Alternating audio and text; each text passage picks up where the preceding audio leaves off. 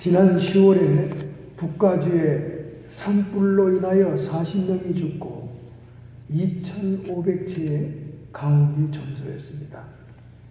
그 뒤를 이어 이제 남가주에서 벌써 일주일째 산불로 인해서 엄청난 폐해가 일어나고 있습니다. 특별히 벨에어라고 하는 미국의 최고의 부자들, 억만장자들이 살고 있는 벨에어의 저택들을 태우고 있는 것입니다. 이런 그 남가주의 산불 재해가 북가주의 대기까지 오염하고 있다 하는 것이 지난 8일 오전 베이 지역 대기 환경청에서 발표됐습니다. 샌프란시스코와 사우스 베이 지역의 베이 여러 지역 공기청정이 굿이었습니다만은 2등급인 moderate 보통으로 수준이 떨어졌다는 것입니다. 그 이유는 LA 산불의 연기가 마루 기압골로 비교적 낮은 북가주의 기압으로 몰려오기 때문에 베이 지역의 공기가 남가주의 산불로 악화되고 있다는 것입니다. 그러나 우리가 공기가 조금 오염이 되는 게 문제가 아니라 남가주는 초대형 산불로 지금까지도 불을 잡지 못하고 있는 것입니다.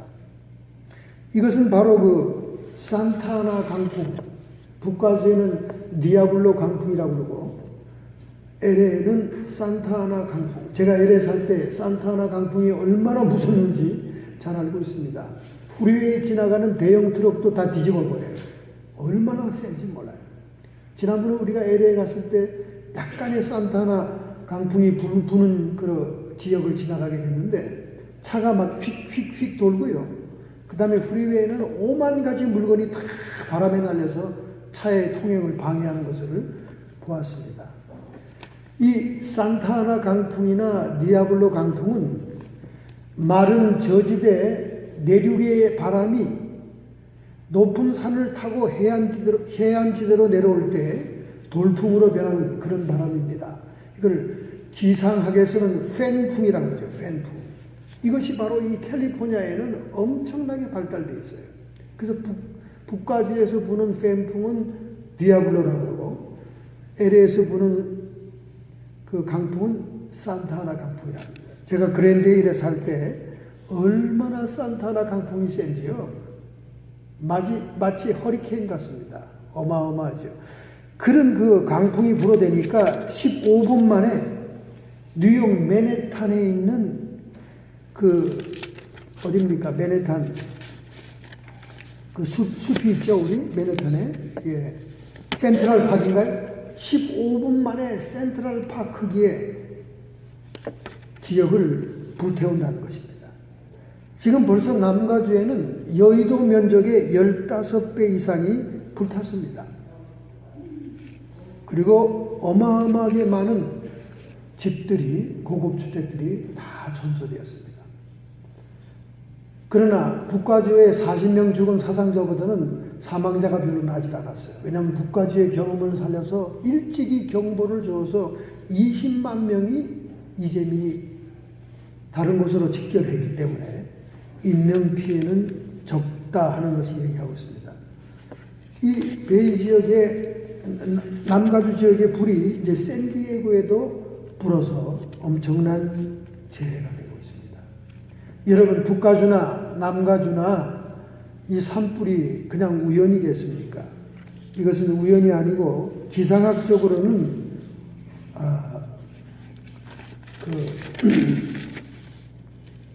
온난화 현상 때문에 태평양이 더워져서 그 더워진 공기로 인해서 공중에 올라가서 내륙 지방에 이렇게 연결되는 이런 그 기상 현상으로 이렇게 강하게 내리고 있다는 것입니다. 그런데 기상학적인 의미만 있겠습니까?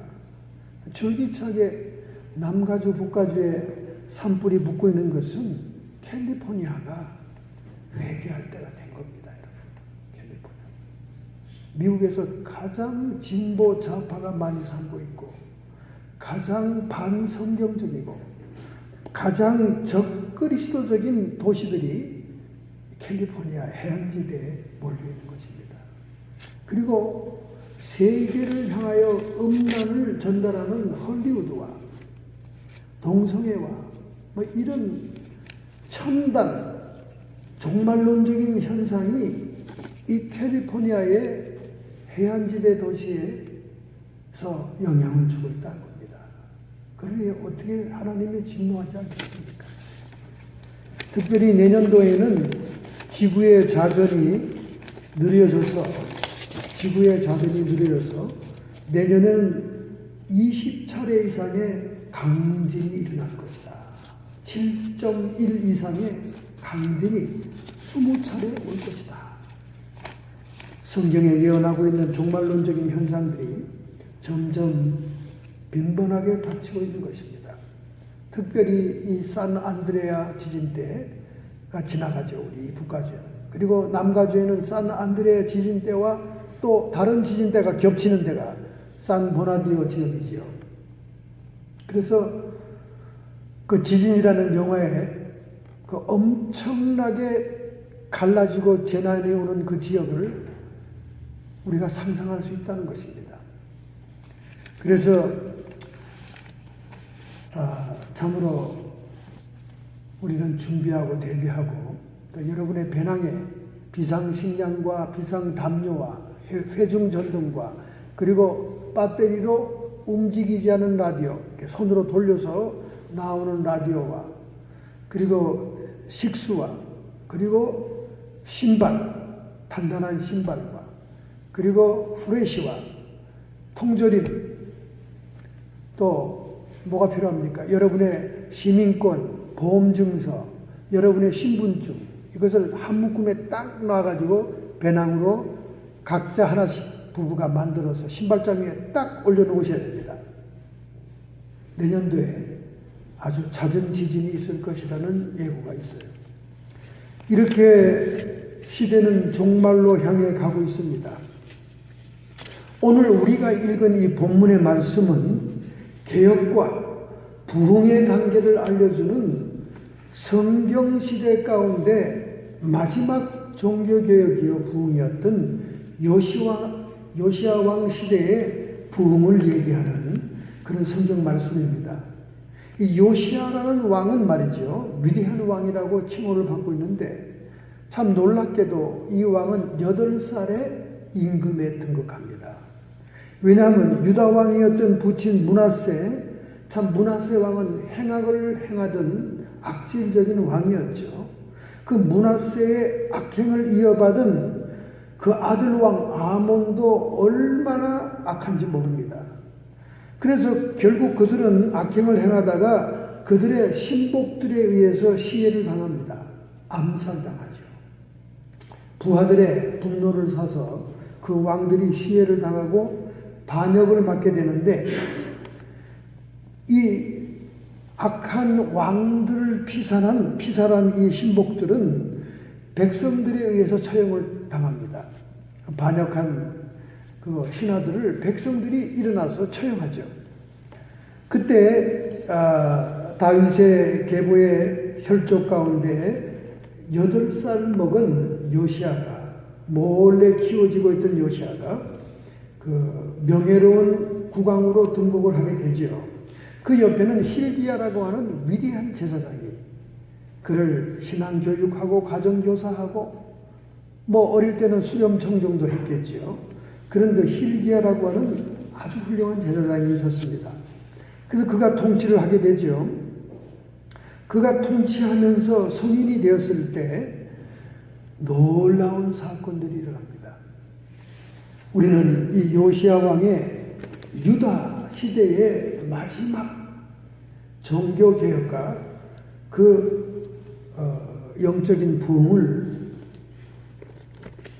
감찰하면서 우리가 이 12월 마지막 두 번째 주일, 즉 성서주일, 만국이 하나님의 말씀을 귀하게 여기는 이 주일날에 우리가 어떠한 성경의 개혁과 부흥의 역사가 있었는가를 살펴보면서 우리가 다시 한번 신년도에 개혁과 부흥을 소망할 수 있게 되겠습니다. 자, 첫째 5절에 보면 저희로 여호와의 전에 퇴락한 것을 수리하게 하되, 요시야 왕이 어릴 때부터 hil기야 제사장의 신앙 지도를 받아 자라나서 그가 성인이 되었을 때 하나님의 성전에 대한 관심, 하나님의 성전을 수리하겠다는 마음이 열정이 생겼다는 것입니다. 할렐루야. 여러분, 제가 부흥회도 가봤지만은 부흥회를 가보면 그 교회마다 건물이 있지 않습니까? 예배당이 있죠. 뭐 한국 사람들은 지나치게 예배당을 사치하게 하는 것이 문제가 오히려 되고 있습니다만은, 이런 중소도시나 시골이나 가보면 퇴락한 성전이 많습니다. 퇴락한 교회가 많아요. 유리창이 깨어지고 축대가 무너지고 교회가 기울어지고 이렇게 초라한 그런 예배당도 볼 수가 있습니다. 그러나 어쨌든 하나님의 성전이 정갈하게, 뭐 비싼 제목으로 비싼 자재로 짓지 않아도 정갈하게 정리가 되어 있고 깨진 유리가 없고 깨끗이 청소가 되고 이렇게 정돈된 성전이 있는 성도들은 역시 믿음이 좋습니다. 역시 신앙이 좋아요. 그리고 뜨거운 열정이 있어요. 우리가 하나님의 은혜를 깨닫고 믿음이 있을 때는 하나님의 성전에 관심이 가게 되는 거예요. 그래서 어린 처녀들이 교회에서 은혜를 받으면 제일 먼저 하는 일이 뭡니까? 교회 화장실 청소하고 교회 정리정돈하고 목사님 관계상을 항상 치우고 이러죠. 우리 교회 지금 여러분이 매일 쳐다보고 있는 이 TV가 먼지가 뽀얗게 하얀 눈이 내려가지고 30년 만에 텍사스에 눈이 내린 것처럼 지금 먼지가 뽀얗습니다. 그러나 아무도 관심이 없어요. 관심이 없습니다. 그리고 뭐 이 강대상도 역시 뭐 뽀얗게 먼지가 있어가지고 이 인간들이 이걸 쓰고 있나 안 쓰고 있나 이제 이 정도죠. 그래서 제 성경책이 드를랑날랑했던 곳만 먼지가 없고 나머지는 뽀얗죠. 이게 성도들의 믿음이 수준을 알 수가 있는 겁니다. 이 요시야 왕이 마음속에 하나님의 영이 막 감동을 주고 믿음이 충만하니까 하나님의 성전에 관심이 간 거예요. 그 할아버지 므낫세 왕과 아버지 아몬 왕의 그 행악으로 인해서 우상 숭배와 하나님을 떠난 그들의 모든 삶을 통해 하나님의 성전은 뒤처져 있었던 거예요. 아무 관심이 없었습니다. 그러니 얼마나 쇠락을 했겠습니까? 먼지와 거미줄과 정말 왕이 관심을 안 가지니까 성전을 수리할 수밖에 없는 지경이 됐다는 겁니다. 그래서 마지막 개혁자인 요시왕 BC 640년부터 609년 치세 중에 성전 수리를 명령합니다.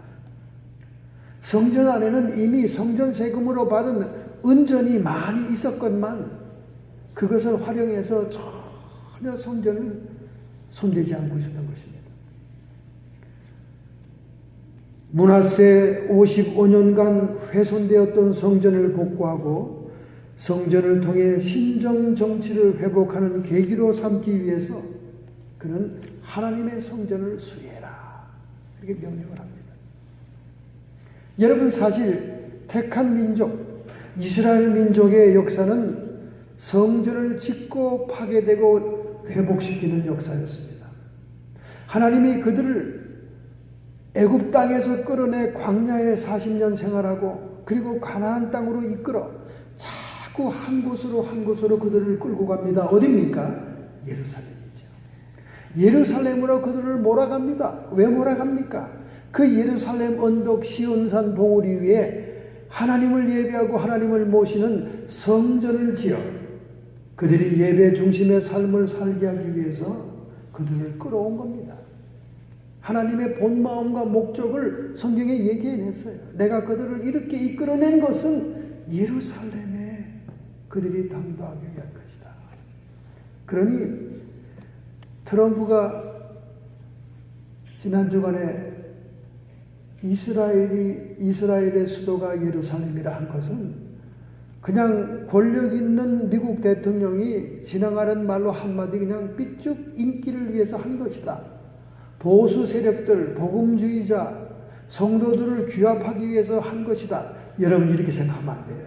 이것은 구약의 성경의 예언의 성취요. 종말에 임박한 놀라운 계시의 타이밍입니다. 1947년부터 1948년에 독립하고 전쟁이 일어나고 이스라엘 땅을 회복하고 예루살렘을 회복하고 하는 이 모든 연대가 성경의 연대와 딱딱 떨어집니다. 70년, 50년, 올해가 50년 희년이 되는 해예요. 성경의 예언대로 하나님이 트럼펫을 통해서 선포하게 한 겁니다. 그동안 대통령들이 공약도 하고 선거 공약도 하고 유대인들에게 인기를 끌기 위해서 유대인들은 투표율이 95%예요. 우리 한국 사람들의 투표율은 10%고 요즘 와서 20%입니다. 근데 유대인들은 95%의 투표율을 가지고 있고 그들이 선거를 위해 후원하는 돈은 어마어마합니다. 그러니까 대통령마다 유대인에게 지지를 얻기 위해서 전부 다 공약을 하죠. 예루살렘이 이스라엘의 수도다. 지금 반쪽 나서 반은 팔레스타인, 반은 유대인들 이렇게 돼 있는 걸 완전한 수도다. 이렇게 공약을 했지만은 선포한 사람은 아무도 없어요. 세계의 눈치를 보고 중동의 눈치를 보고 오일 달러의 눈치를 보기 위해서 전혀 그런 말을 못했습니다. 그러나 트럼프는 담력이 있고 진취력이 있고 막 무대뽀 같은 그런 실천력이 있으니까 선포한 거예요. 선포한 겁니다. 할렐루야.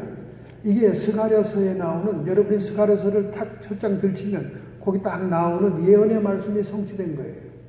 그렇게 예루살렘이 수도라고 선포되는 순간 만국이 이스라엘을 원수 삼는다. 다 때려 죽이려고 그런다 하는 것이 거기 성경에 예언되어 있습니다. 그럼에도 불구하고 왜 트럼프가 그 미련한 짓을 했냐? CNN 방송은 입에 거품을 넣고 떠들어대고 뉴욕타임즈, 워싱턴 타임즈는 저런 미련 밤둥이 같은 것 다른 대통령은 뭐 눈치가 없고 코치가 없어서 그 말을 못했나? 세계를 잠잠하게 하고 세계를 평화롭게 하고 세계 만국을 화평하게 하려고 말을 안 했지? 저런 똘대가리 같은 사이코 이러면서 지금 욕을 합니다. 그러나 예루살렘이 이스라엘의 수도가 되는 순간 만국이 이스라엘을 증오하면서 만국이 이스라엘을 에워싸고 포위하면서 만국이 쳐들어와서 이스라엘을 죽이려고 할 것이다. 성경 예언이 그대로 된 겁니다. 그러니까 그것도 다 알고 트럼프는 선포한 거예요. 하나님이 세우신 분이니까 이런 일을 하라고. 눈치 보느라고. 아예 오바마는 선거 공약도 안 했습니다. 왜냐하면 그는 이슬람 교도예요. 그리고 그는 이슬람 그 피예요, 그 사람은. 그렇기 때문에 이슬람 편 드는 사람이기 때문에 아예 공약도 안 했어요. 2번 선거하면서. 놀라운 역사입니다, 여러분. 여러분이 제가 이렇게 분석해서 다 이렇게 설명하면 시간이 걸리니까 그 연대가 탁탁 맞아 떨어져요. 성경 연대가. 탁탁 맞아 떨어집니다. 그리고 이 예루살렘이 이스라엘의 수도가 되는 그 후부터는 이제 정말로 종말의 시계가 까딱까딱하는 겁니다. 유대의 랍비들은 250명이 찬성, 지지, 서한을 발표했습니다. 그리고 막 이스라엘은 축제예요. 팔레스타인들은 돌팔매 시위합니다. 중동 여러 국가들이 전쟁을 불사하겠다고 얘기합니다. 이거는 성경의 예언대로 된 거예요. 성경이 그대로 된 겁니다. 예루살렘이 수도로 선포되면 만국이 미워하고 증오하게 될 것이다. 유럽도 지금 트럼프가 또라이 같은 짓을 했다고 지금 욕을 하고 있습니다. 그러든지 말든지 하나님의 예언의 말씀이 성취된 거예요. 할렐루야. 트럼펫, 하나님의 나팔을 부는 이름이 들어간 트럼프가 그 일을 했습니다. 어처구니 없죠. 하나님은 약한 자를 들어쓰고 세상 사람들이 멸시하는 자를 들어서 쓰시는 거니까 그렇게 놀라운 역사가 이번에 일어났습니다. 어쨌든 이렇게 이스라엘은 하나님의 성전을 짓고 그 성전에서 잘못돼서 파괴당하고 또 성전을 회복하는 그 역사가 이스라엘의 역사라는 거예요. 에덴 성전이 있었습니다. 하나님이 아담과 함께 산책을 하고 하나님의 임재가 있는 에덴에는 축복의 동산이었습니다. 그러나 그가 선악과를 따먹고 광야로 쫓김을 받자 광야의 성전이 세워지게 됩니다. 에덴 성전이 무너지게 된 것은 하나님께 불순종을 인하여 하나님이 먹지 말라는 선악과를 인하여 그들의 원죄가 오게 되고 사망이 오게 되자 광야로 쫓겨나게 됩니다. 광야로 쫓겨난 그들은 두 가지의 성막을 맞이하게 되죠. 모세의 성막과 다윗의 장막입니다. 모세의 성막은 광야에 나오자 12지파가 성막을 중심으로 해서 진을 치고 그 성막은 하나님이 계시한 그대로 기구와 함께 만들어서 그 성막을 통해 먼저 앞서가는 성막을 따라 진군하는 성막 중심의 삶을 살게 되죠. 근데 그 모세의 성막이 이제 12정탐꾼 때에 10명의 정탐꾼의 말을 듣고 그들이 하나님을 불신하고 원망통곡함으로 그 성막이 유실되는 상태가 됩니다. 그리고 그들은 결국 다음 세대가 가나안 땅에 들어가게 되고 가나안 땅에서 다윗의 장막이 이제 서지게 되는 거죠. 다윗의 장막은 모세의 성막과는 아주 달랐습니다. 아주 심플했습니다. 그냥 텐트 하나에다가 법궤만 모셔놓고 다른 아무것도 없었어요. 그 법궤를 중심으로 둥그렇게 찬양대가 있었고 그리고 기도하는 그런 장막이었습니다. 이 다윗의 장막의 회복도 블레셋에 뺏겼던 법궤를 찾음으로써 다윗의 장막이 회복되는 거죠. 그러나 이 다윗의 장막도 얼마 못 가죠. 다윗이 밧세바를 간통하고 그리고 그의 남편인 우리야 장군을 죽이고 이런 살인죄를 범함으로 인해서 장막이 유명무실하게 되다가 그가 그의 아들에게 많은 물자를 남겨서 솔로몬 성전을 짓게 합니다. 솔로몬 성전은 정말 하나님께서 기대하고 원했던 아름다운 성전입니다. 그 솔로몬 성전을 7년 동안 지었는데 그때 당대의 가장 위대한 히람이라고 하는 건축가를 불러다가 그걸 지었습니다. 황금으로 장식하고 전무후무한 그런 성전을 지었죠. 이 솔로몬 성전을 통해서 얼마나 하나님의 영광을 받으시고 하나님의 영광의 임재가 세키나 카보드가 온 교회 성전에 가득 차는 놀라운 축복의 성전이었습니다. 그러나 이 성전이 파괴되죠. 바벨론 침공에 의해서 파괴됩니다. 파괴되는 이유는 그들이 가나안 땅에서 우상 숭배하고 그리고 솔로몬 왕이 각국의 공주들을 정략 결혼할 때 그들이 각국에서 들고 들어온 우상신을 섬기고 있을 때 그냥 그들만 섬기게 한 게 아니라 그 여인네들의 미혹과 유혹에 의해서 솔로몬이 가서 같이 섬겨줬다고 말해요. 종교다원주의가 생겨난 거죠. 그 우상 숭배로 인해서 결국 성전이 완전히 바벨론 군대에서 파괴됩니다. 그 기명과 그릇들이 다 바벨론으로 뺏기게 됩니다. 그래서 솔로몬 성전이 파괴되죠. 그 위에 70년 후에 예레미야 선지자의 예언대로 바벨론 포로에서 돌아온 이스라엘 백성이 고레스 왕의 협조에 의해서 수룹바벨 성전이 회복됩니다. 수룹바벨 성전이 초라하게 회복이 되죠. 재건이 됩니다. 그때 노인들은 옛날 솔로몬의 성전의 영광을 기억하고 눈물을 흘립니다. 너무 초라하니까. 그때 학계 선지자를 통해서 하나님이 그들을 위로하기를 이전의 영광보다 크리라. 할렐루야. 하나님의 영광이 임하는 것은 성전의 크기와 사이즈와 사치, 돈을 얼마나 들였는가에 관계한다. 관계하지 않는다는 뜻입니다. 그래서 그 스룹바벨 성전은 회복 성전인데 철하고 비록 포로로 돌아온 자들이 제한된 물자로 지은 회복된 성전이지만은 하나님이 솔로몬에게 임했던 그 영광보다 더 큰 영광을 그 성전에 주었다는 거예요.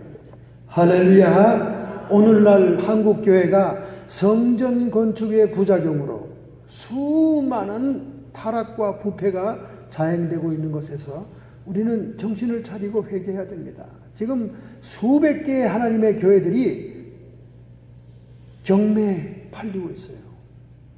엄청나게 아름답게 짓던 건축들이 중간에 건축 옮기면 모자라서 그냥 사회에 팔리고 있습니다. 지금 한국은 아수라장이에요, 여러분. 그 성전 매매하고 건물 파는 사이트에 들어가 보면요, 수백 채들이 나와 있습니다. 돈만 있으면 성전을 주술 수가 있어요. 왜 그렇습니까? 욕심과 과욕과 분수에 넘치게 건축을 시도했다가 망하고 부도난 거죠. 그렇기 때문에 스룹바벨 성전을 통해서 우리는 하나님은 건물 외모 사치에 영합하는 분이 아니에요. 그 성전 안에 있는 성도들의 태도와 예배 자세와 하나님을 향한 사랑과 열정을 보고 이전의 영광보다, 솔로몬에게 임했던 영광보다 이 초라한 스룹바벨 성전에 하나님의 영광이 임한다. 할렐루야. 그렇게 하나님이 영광이 임했던 스룹바벨 성전도 결국은 말라기서에 망하는 것을 보여주고 있죠. 너희들이 총독에게 갈 때는 뇌물을 주면서 흠없고 좋은 걸 골라주느라고 눈이 뻘겋지만 보이지 않는 하나님 성전에 예물을 가지고 올 때 다리 절고 눈 멀고 점 있고 흠 있는 너희들이 못 쓰는 짐승들을 가지고 오지 않느냐. 내가 너희들이 드리는 예배를 받기가 싫다. 누가 좀 이 성전문을 닫아줬으면 좋겠다. 온전한 11조와 감사 예물을 드리지 않는 그 성도들 때문에 그토록 바벨론 포로에서 돌아와 정말 없는 물자를 긁어서 애써서 회복한 성전이 붕괴되고 파괴되죠. 안디오코스 에피파네스 4세에 의해서 그리스의 장군의 왕에 의해서 그는 그 성전을 완전히 돼지피로 모독을 당하고 붕괴되고 파괴됩니다. 하나님께서 파괴시킨 거예요. 파괴시킨 거예요. 그러니까 여러분이 헌금할 때 조심해야 됩니다. 남한테 꾸어준 돈, 못 받는 돈, 얼마, 기왕 못 받을 거, 그거 하나님께 드리겠습니다. 요렇게 헌금하는 분 많아요. 3쿠션으로. 그러니까 목사님이 그걸 받아내라는 거지, 수금해서. 내가 어떤 사람에게 돈을 꿔줬는데 그 사람이 돈을 안 줘. 그러니까 목사님, 제가 누구한테 돈을 꿔줬거든요. 그 돈을 목사님이 받아서 헌금으로 하고 교회 필요한 거 하세요. 이게 여러분 제대로 된 헌금입니까? 이런 헌금은 어떤 헌금이냐면 화장실에 진열된 빵들과 먹을 것을 주는 사람하고 똑같은 겁니다. 어떤 분이 저에게 기도 부탁했어요. 그 사람이 참 뭘 잘 주고 잘 구제하고 뭘 하긴 하는데 뭔가 2%가 부족한 것 같아. 뭔가 깨림직해. 목사님, 그분에 대해서 한번 기도해 주세요. 자꾸 부탁을 해서 제가 할 수 없이 그냥 그분을 놓고 기도했더니 그분은 화장실에 선반에 먹을 것을 진열해 놨다가 화장실에 있는 것을 남에게 주더라고요. 그 환상 참 기가 막히죠, 여러분. 딱 한 컷의 환상입니다. 화장실인데 화장실에 먹을 게 있어요. 화장실에 있는 것들을 가지고 다른 사람에게 막 주고 인심을 쓰고 막 구제를 하더라고요. 그게 무슨 뜻인지 아십니까, 여러분? 자기도 못 먹을 것, 마치 우리가 배설물처럼 화장실로 나가는 더러운 것처럼 못 먹을 음식을 어차피 버릴 거니까 주면서 인심이나 얻자. 그런 식으로 구제한다 그 말이에요. 그러니 하나님은 얼마나 여러분과 저의 마음을 알겠습니까? 어떤 물건인지 어떤 물질인지 어떤 마음으로 드리는 건지 알죠. 아니, 자기가 빚받을 것이 있는데 그걸 자기가 받을 길이 없으니까 목사님이 그걸 받아서 교회 헌금으로 해주세요. 이건 말라기서에 나오는 총독에게 갈 때는 멀쩡한 거 드리다가 하나님께 갈 때는 눈 멀고 다리 절고 빙신 같은 것들 어차피 물건 못 팔 거 먹기도 깨림직한 거 이거 하나님께 갖다 버리자. 하나님이 그걸 모를까요? 하나님이 그걸 너무나 잘 알기 때문에 이 성전문을 닫아버리겠다. 이 교만하고 폐역한 것들아. 그래서 저주와 심판이 임한 거예요. 그래서 스룹바벨 성전이 붕괴된 겁니다.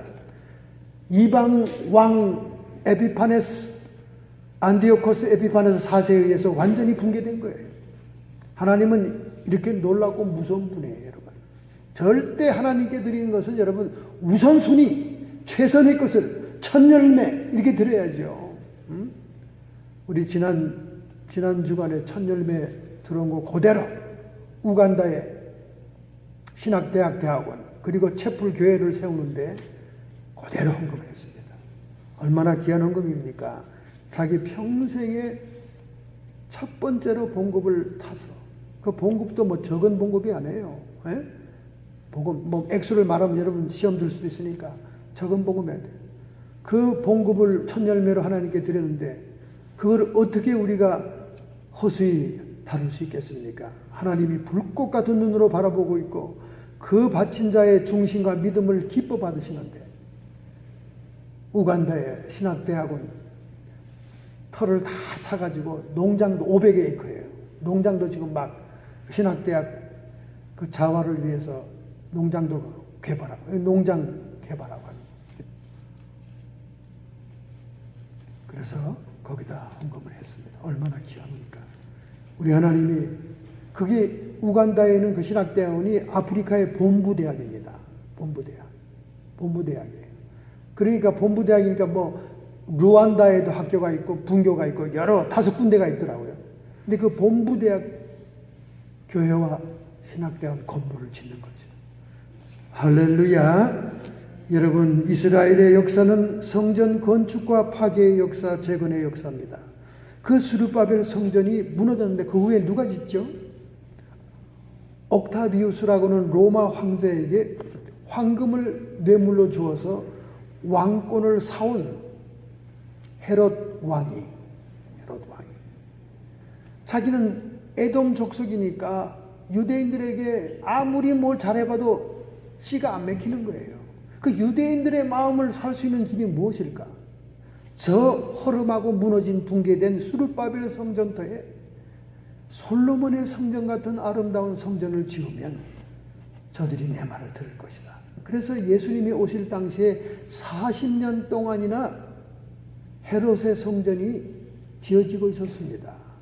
얼마나 헤롯이 민심을 얻기 위해서 돈을 들이고 영양을 들였던지 제자들이 지나가면서 예수님 저거 보세요. 저 얼마나 성전 미석이 아름답습니까? 정말 아름다운 솔로몬의 영광을 드러내는 것 같아요. 예수님 뭐라 그럽니까? 이 성전을 헐어버리라. 내가 사흘 만에 지으리라. 왜 예수님께서 헤롯 성전을 헐어버리라 그럽니까? 헤롯이 성전을 짓는 마음의 동기는 정치적인 동기였어요.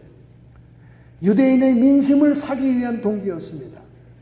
오직 정치적인 동기로 짓는 그 성전, 하나님을 사랑하고 하나님을 예배하는 마음으로 지은 성전이 아니기에 부숴버려라, 파괴시켜라, 내가 사흘 만에 짓겠다, 혁명적인 발언을 하는 겁니다. 그래서 이 헤롯 성전 이후에는 예수님 자신이 성전입니다.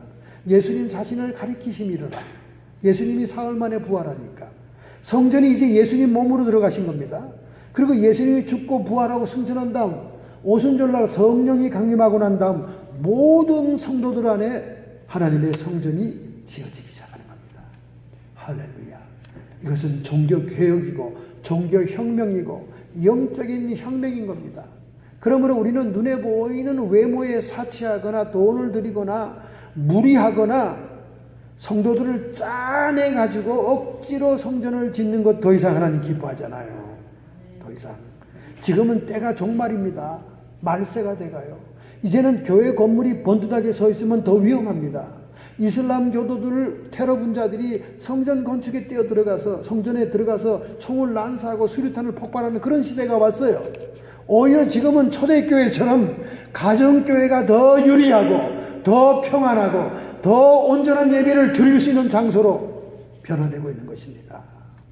그런데 아직도 한국은 그냥 성전만 지으면 된다. 성전 짓는 게 자기 왕국을 짓는 거죠. 자기 권력을 짓는 겁니다. 자기 집안 대대로의 재산을 만드는 거죠. 그러니까 아들에게 세습하려고 저렇게 온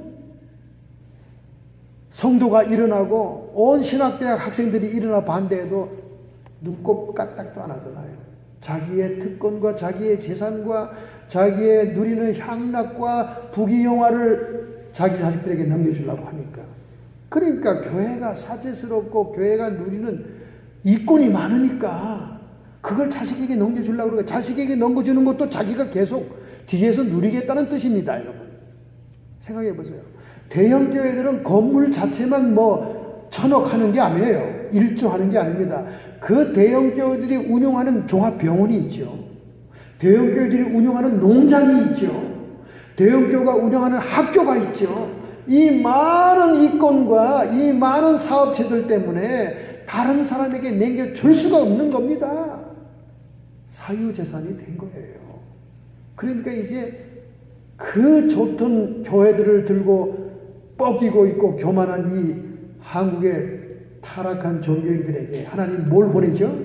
트럼프가 보내는 북폭, 폭격, 일시적인 전쟁을 통해서 정리한다 그 말이에요. 그렇게 화려하게 지은 성전들이 전쟁이 나면 남아있겠습니까? 하나님이 그것을 심판하겠다고 얘기하고 있습니다.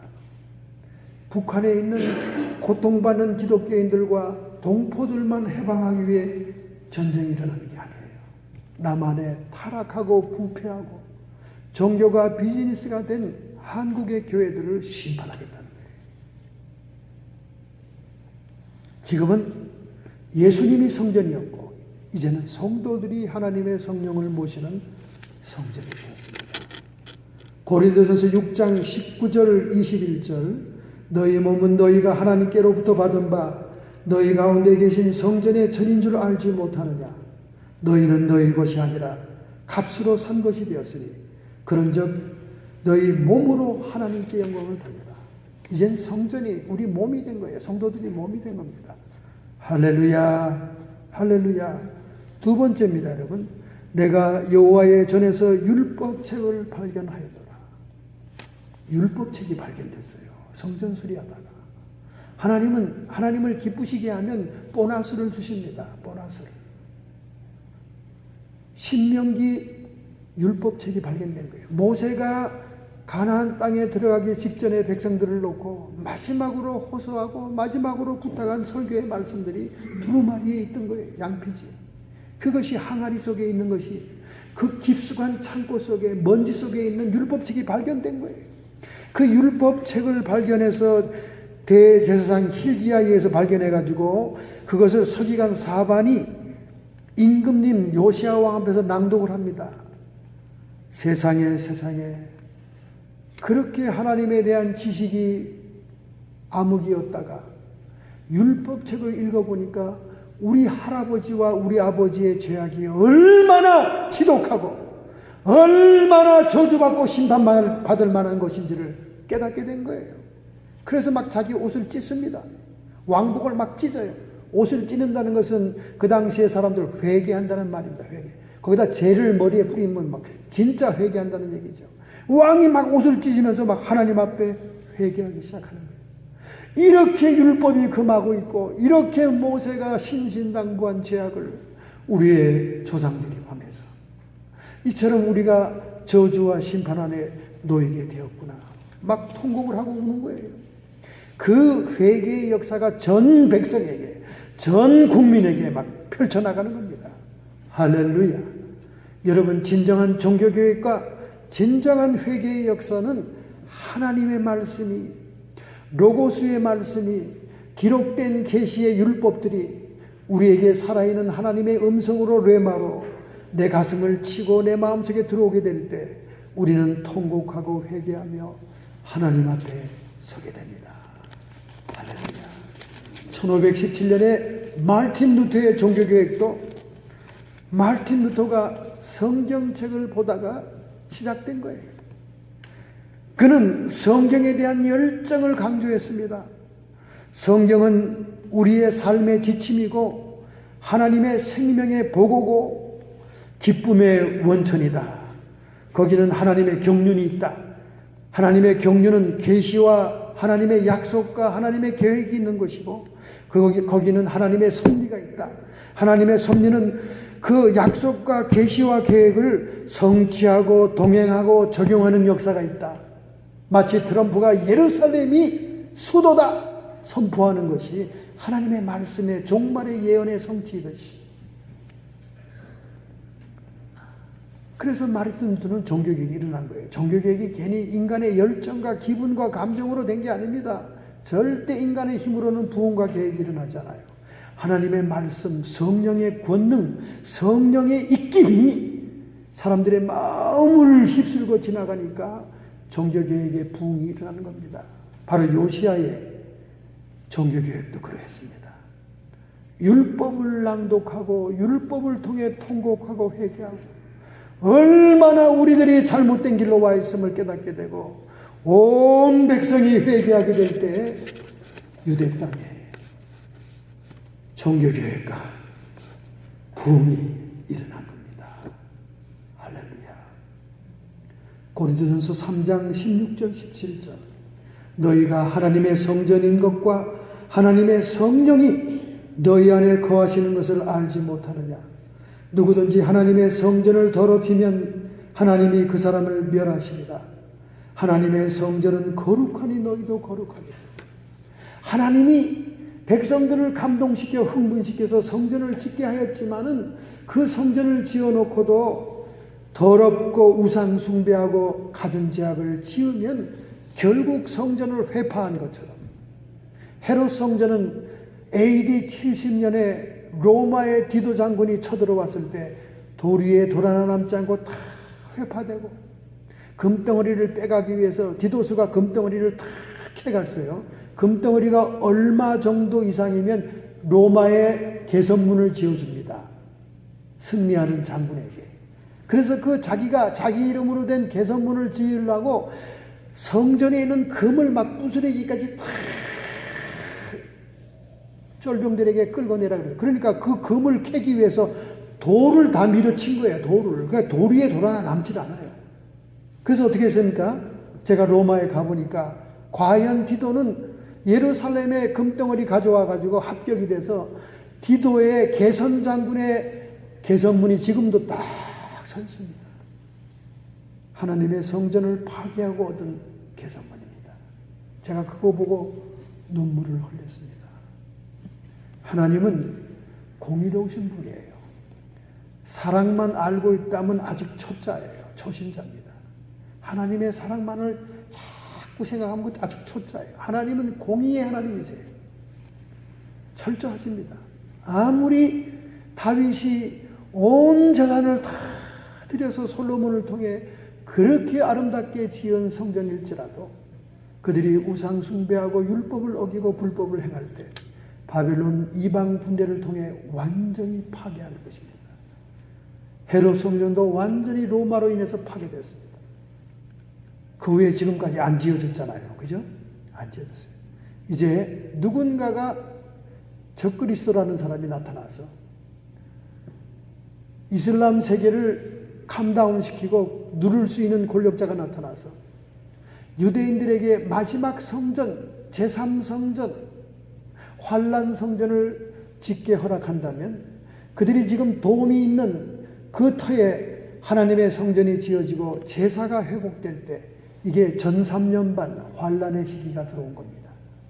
그리고 3년 반 만에 적그리스도가 본색을 드러내 자기가 세계의 권력을 다 유대인을 지지를 받아서 권력을 받은 다음에 권력이 완전히 확립이 되면 그 성전에다가 말하는 우상을 세웁니다. 자기를 닮은 우상. 지금은 얼마든지 만들어요. 로봇으로 똑같이 만듭니다. 그리고 말하게 하죠. 거기다 절하게 하고 전 세계의 민족들에게는 666이라는 경제 화폐 표를 오른쪽 이마나 오른쪽 손이나 손등이나 이마에 받게 해서 그것으로만 경제 활동을 하게 하고 그리고 자기 우상에게 절하게 하는 마지막 3년 반이죠. 그게 대환란이에요. 그때 온 세계의 땅은 천지개벽이 일어납니다.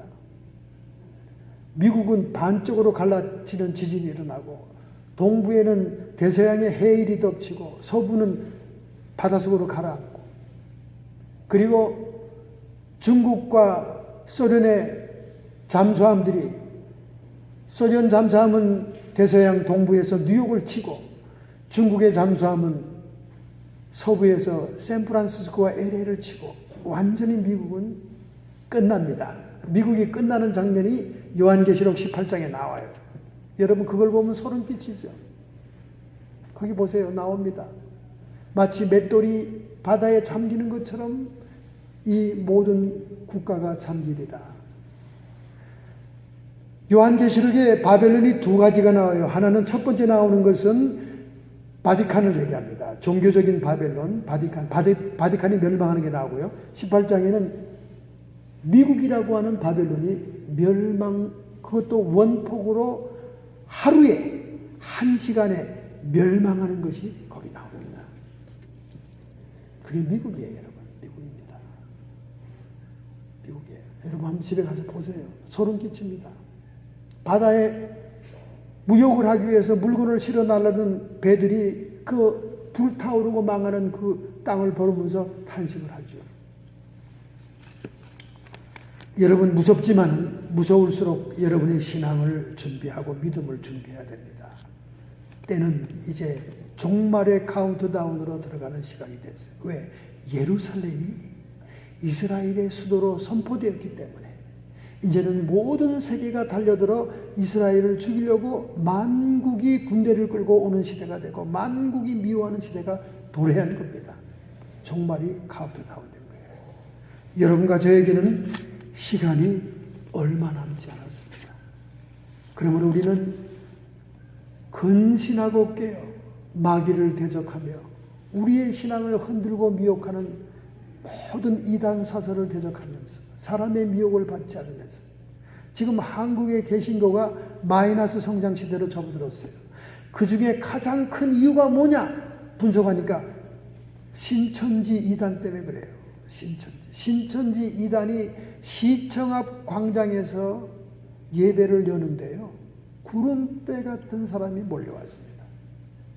여러분, 왜 하나님께서 그 신천지와 같은 그 늙은 교주, 엉뚱한 말하고 자기가 보혜사 성령님이고 자기가 재림하는 예수라고 하는 그런 엉뚱한 교리를 얘기하는데 그렇게 수많은 지성인들, 그렇게 수많은 젊은이들, 그렇게 수많은 교인들이 몰려들까요? 그것은 하나님의 심판입니다, 여러분. 기독교가 중세에 타락하니까 하나님이 이슬람을 흥황하게 세워서 이슬람을 통해서 기독교를 때려부수게 했어요. 심판입니다. 한국의 기독교가 타락하고 사치하고 번영신학으로 부귀영화를 누리고 교회 나오는 것이 다 세상에서 잘 되고 잘 먹고 잘 살기 위한 방법으로 나와 모든 것이 타락하니까 엉뚱한 신천지라고 하는 말도 안 되는 이단, 터무니없는 이단을 이슬람처럼 일으켜서 지금 개신교를 좀먹고 있고 교회들을 파괴시키고 있는 것입니다. 한국교회 정신 차려야 돼요. 미국에 있는 한인 교인들도 정신 차려야 됩니다. 이제는 시대가 종말을 향해 가고 있어요. 여러분과 저의 신앙을 정말로 메이저 휴고 때 들림받을 수 있는 그런 신앙으로 무장시키지 않으면 우리는 영육간에 살아남을 수가 없습니다. 결단하고 결심합시다. 여러분, 우리는 얼마나 연약한 신앙을 가지고 있습니까? 조금만 불편해도 시험에 들고 낙심하고 교회 안 나오고 믿음을 저버리려고 합니다. 조금만 불편해도 하나님을 원망하고 하나님을 괴롭힙니다. 우리는 투지력 있게 초대교인들처럼 사자의 밥이 될지라도 신앙을 지킬 수 있는 순교적인 각오가 없이는 이 마지막 때의 선악과인 666 경제 인식표를 안 받고 살 수가 없습니다, 여러분. 우리는 순교적인 신앙을 지켜야 됩니다.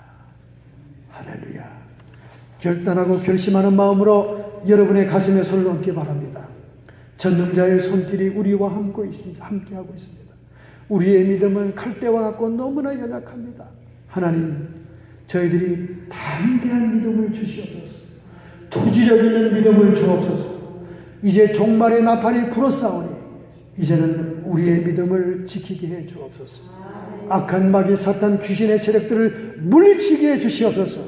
선악과를 미혹하여 따먹게 한 것도 사탄이요, 마지막 선악과인 666표도 미혹해서 받게 하는 것이 사탄인 줄 믿사오니 하나님, 저희들이 굳건한 믿음에 서게 해 주시옵시고 이 마지막 때의 종말의 신앙, 튼튼한 신앙으로 무장하게 해 주옵소서.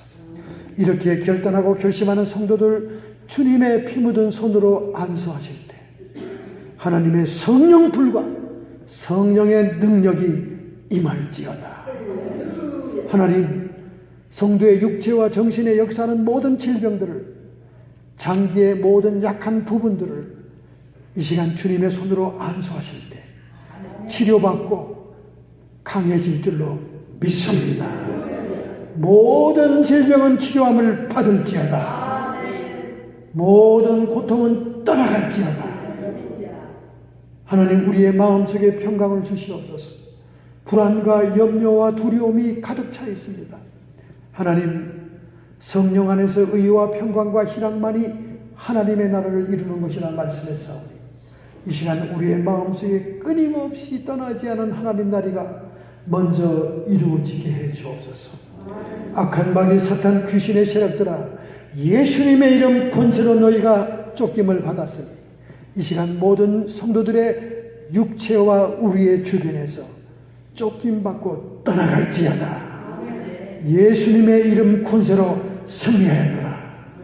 하나님, 영광 받아 주시옵소서. 예수님의 이름으로 축복하며 기도하옵나이다.